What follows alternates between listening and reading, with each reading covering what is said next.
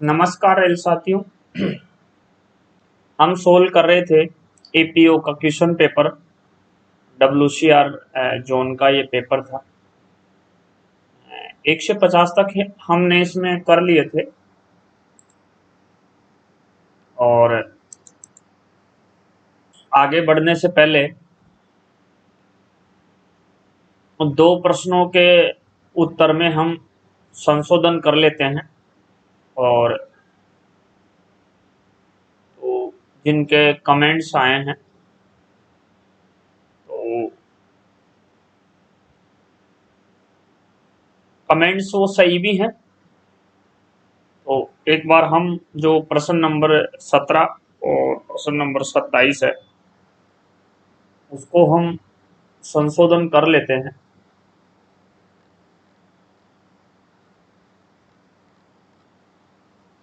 ये जो 17 है प्रश्न नंबर ये 17 है। Percentage as of teaching allowance is, शिक्षण प्रतिशत क्या है? तो ये 12% है साथियों। ये जो बेसिक पे का बेसिक बेसिक पे का ये बेसिक पे का 12% है। यहाँ जो आपका आंसर आएगा ऑप्शन डी आएगा। D option is correct answer है। एक प्रश्न नंबर 27 है। RTI act extends to whole of India except the state of, सूचना का अधिकार भारत के किस राज्य में लागू नहीं है? तो ये सभी राज्यों में लागू है। जम्मू एंड कश्मीर में भी लागू है, तमिलनाडु में भी लागू है, अरुणाचल प्रदेश में भी लागू है। तो यहाँ जो आंसर बनेगा आपका ऑप्शन डी बनेगा, नॉन ऑफ द अबव, उपरोक्त में से कोई नहीं। तो यहाँ राइट आंसर आपका डी बनेगा। तो चलिए 51 में चलते हैं, हम 51 में चलते हैं।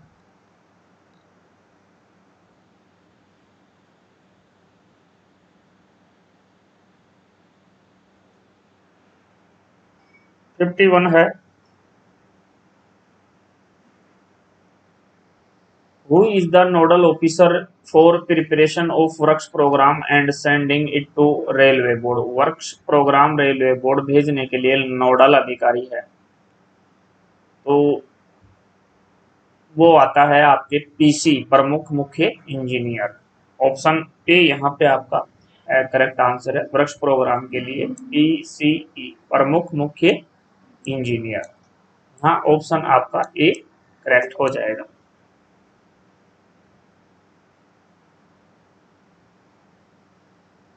प्रश्न 52 है।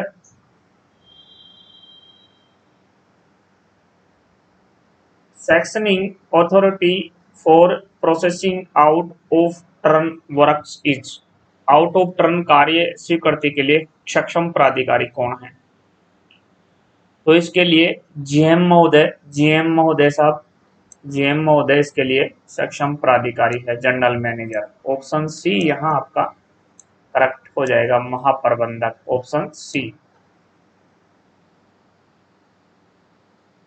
प्रश्न नंबर 53 है। Proprietor article certificate PAC items are purchased on single tender basis, यानी पीएसी मद एकल निविदा द्वारा खरीदी प्रक्रिया की जाती है। यानी ये सिंगल टेंडर यहाँ आपका आ जाएगा। स्टोर से संबंधित ये प्रश्न है, पीएसी आइटम्स के लिए बोल रहा है।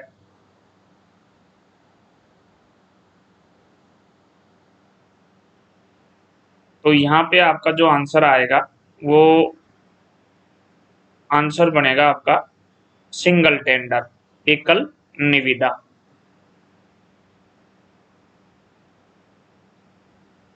ऑप्शन ए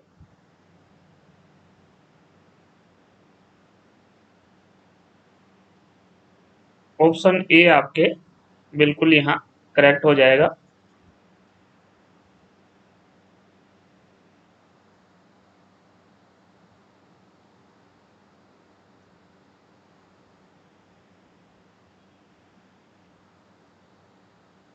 यहाँ जो जो इसकी फुल फॉर्म है पीएससी की, ये भी आपको ध्यान में होनी चाहिए। तो ये है proprietary article certificate, items are purchase on single tender. तो ऑप्शन ए आपका यहाँ करेक्ट हो जाएगा। अब जो नेक्स्ट है वो प्रश्न है आपका 54 है, IRIFM is situated at IRIFM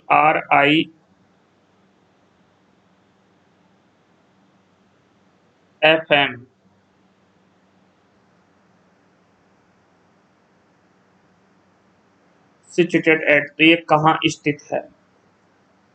सबसे पहले तो आपको यहाँ IRIFM is situated at, ये आपके फुल फॉर्म इसकी आनी चाहिए। आपको फुल फॉर्म क्या है? तो ये होता है Indian railway institute of financial management, of financial management, Indian railway institute of financial management. तो इसके बारे में पूछा है कि ये कहाँ अवस्थित है। तो ये आपके बड़ौदा, कोलकाता, नई दिल्ली, सिकंदराबाद, तो ये आपके सिकंदराबाद स्थित है। ऑप्शन डी यहाँ करेक्ट हो जाएगा। प्रश्न नंबर 55 है,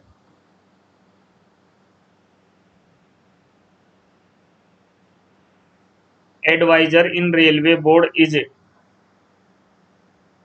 रीडिजाइनेटेड एज, सलाहकार रेलवे बोर्ड के पदनाम को परिवर्तित किया गया है, इसका नया नाम है executive director, principal executive director, additional member, none of these, कार्यकारी निदेशक, प्रमुख कार्यकारी निदेशक, अतिरिक्त सदस्य, उपरोक्त में से कोई नहीं। तो यहाँ जो प्रिंसिपल एग्जीक्यूटिव डायरेक्टर है वो इसका नया नाम है प्रमुख कार्यकारी निदेशक। Option B right answer. 56 है, zonal plan head coordinator for PH65 is, plan head, P से plan head 65 is, plan head 65 का जोनल प्लान हेड कोऑर्डिनेटर है।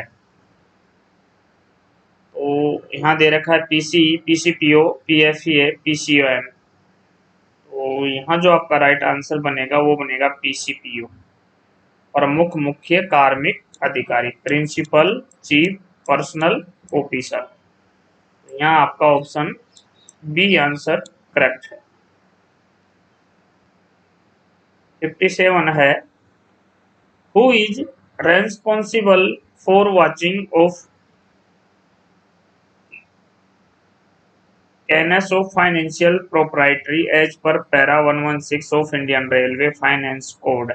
भारतीय रेलवे फाइनेंस कोड के पैरा 116 के अनुसार कैनन ऑफ फाइनेंशियल प्रोप्राइटरी की निगरानी के लिए जिम्मेवार है। तो इसके लिए ऑडिट ऑफिसर जिम्मेवार है। ऑप्शन सी यहाँ करेक्ट आंसर है। प्रश्न नंबर 58 है, a station balance sheet is a account of a station master. Station balance sheet station master का व्यक्तिगत अकाउंट है, पर्सनल अकाउंट है। Option B, a station balance sheet is a personal account of a station master. Station balance sheet station master का personal account है। Your answer is option B correct answer. 59 है, staff quarters are covered in plan head. Staff quarter किस plan head के तहत आता है? तो ये आपके 51 में आते हैं स्टाफ क्वार्टर। यहाँ आपका ऑप्शन डी हो जाएगा 51। प्रश्न नंबर 60 है, रेल कर्मचारी सरकार की आलोचना नहीं करेगा, यह किस आचरण नियम के अंतर्गत आता है? तो ये जो रेलवे कंडक्ट रूल है, railway officials will not oppose government, this is provide in which conduct rules. ये जो कंडक्ट रूल 9 है, इसमें ये आता है कि जो कर्मचारी है वो सरकार की आलोचना नहीं करेगा। और 7 है जो आपका प्रदर्शन से संबंधित है, ये जो 7 है ये प्रदर्शन से संबंधित है। और 8 है जो आपका प्रेस मीडिया टीवी अखबार से संबंधित है, प्रेस मीडिया टीवी अखबार से संबंधित है। और 15 नंबर है जो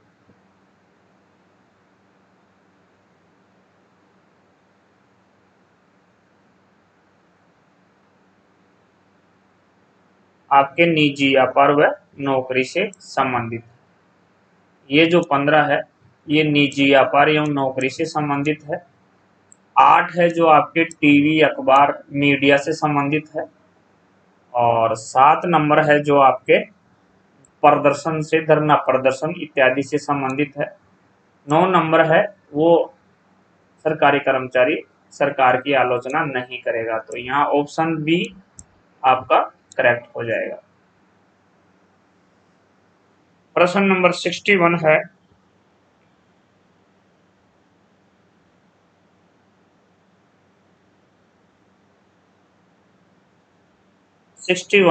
IRISET स्टैंड्स फॉर।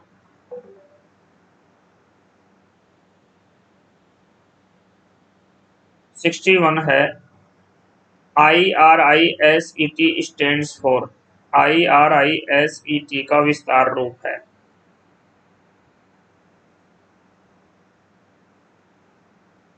तो यहाँ पे हो जाएगा आपका Indian railway institute of signal engineering and telecommunication. साथियों ये जो ऑफ आते हैं, एंड आता है, तो ये ऐसी चीजें हैं, एंड, ऑफ या फोर या ओन, ये कभी भी इस फुल फॉर्म के अंतर्गत नहीं रहते, ये आपको ही ध्यान रखना है। तो यहां हो जाएगा Indian railway institute of signal engineering and telecommunications. तो यहाँ जो फर्स्ट ऑप्शन है वो ही आपका करेक्ट आंसर हो जाएगा। प्रश्न नंबर 62 है, प्रश्न नंबर 62 है, what is the rate of the interest of HBA for the financial year 2022-23, यानी कि 2022-23 के लिए गृह निर्माण अग्रिम पर वित्तीय वर्ष 2022-23 के लिए ब्याज दर क्या है? House building advance. तो यहाँ पे जो 7.1% 2022-23 के लिए HBA की ब्याज दर है। HBA की ब्याज दर है 7.1% HBA की ब्याज दर है। तो ये 7.1 है, इस हिसाब से आपका ऑप्शन यहाँ सी आंसर बिल्कुल करेक्ट हो जाएगा। प्रश्न नंबर 63 है, प्रश्न नंबर 63 है,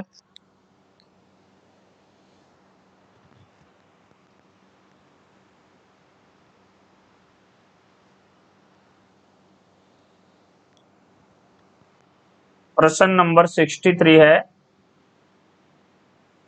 ए subscriber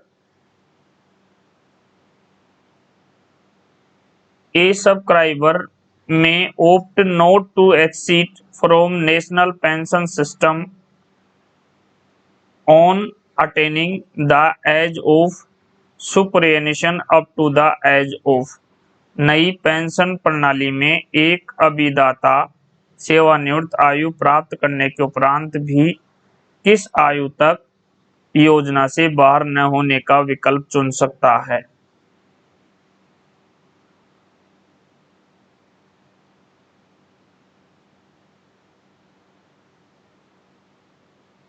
A subscriber may opt not to exit from national pension system on attaining the age of superannuation up to the age of। नई पेंशन प्रणाली में एक अभिदाता सेवानिवृत्ति आयु प्राप्त करने के उपरांत भी किस आयु तक योजना से बाहर न होने का विकल्प चुन सकता है। तो ये